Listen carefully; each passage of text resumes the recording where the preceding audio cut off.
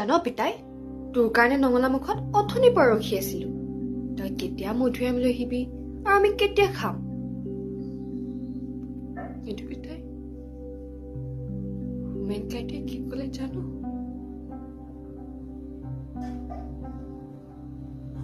তই আৰু মোৰ কাৰণে মধুৰিআম কেতিয়াও লৈ নাহ।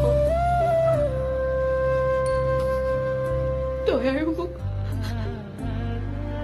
আইজনীও বুলি কেতিয়াও মাতিবলৈ নাহ।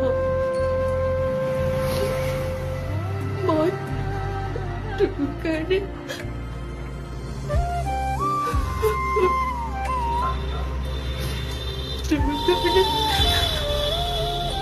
তই